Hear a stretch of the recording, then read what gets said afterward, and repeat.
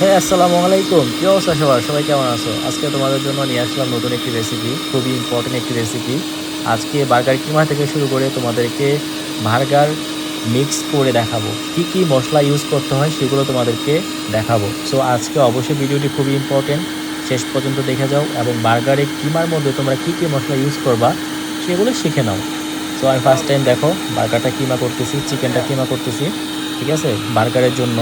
So বার্গারে কী কী মশলা add করি এটা অবশ্যই আমি তোমাদের সামনে তুলে ধরবো, না হয় তোমরা বুঝবা কীভাবে, তাই না? আমি তো ফার্স্ট টাইম তোমাদেরকে বলছি, আমি তোমাদেরকে সে বানিয়ে ছাড়বো ইনশাল্লাহ। আমার ভিডিওটি তোমরা ফলো করো, আমি যেভাবে তৈরি করি সেভাবে তোমরা ট্রাই করো, সেম শেফ হয়ে যাবা। সো দেখো আমার চিকেন কিমা হয়ে গেল। এখন আমি এখানে কি কি অ্যাড করতেছি সেটা তোমাদেরকে দেখাবো।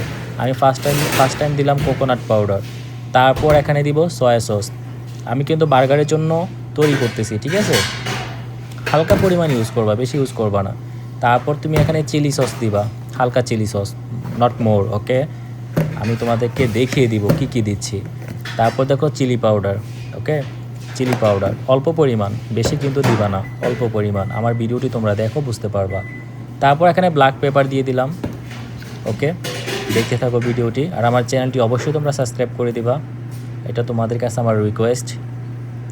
হ্যাঁ, ব্ল্যাক পেপার দেওয়ার পর, চিলি দেওয়ার পর তোমরা এখানে একটু পেঁয়াজের পাউডার দিয়ে দিবা, ঠিক আছে? পেঁয়াজের পাউডার, নট পেস্ট। তারপর একটু তান্দুরি পাউডার দিয়ে দিবা, ওকে?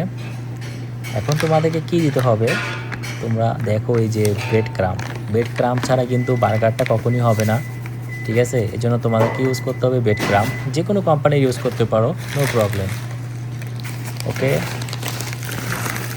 সো আমি তোমাদেরকে একটি রিকোয়েস্ট করব, আসলে আমি তোমাদেরকে যেভাবে বুঝিয়ে থাকি, যেভাবে বলে থাকি, অন্য কেউ বলে কি না আমি জানি না।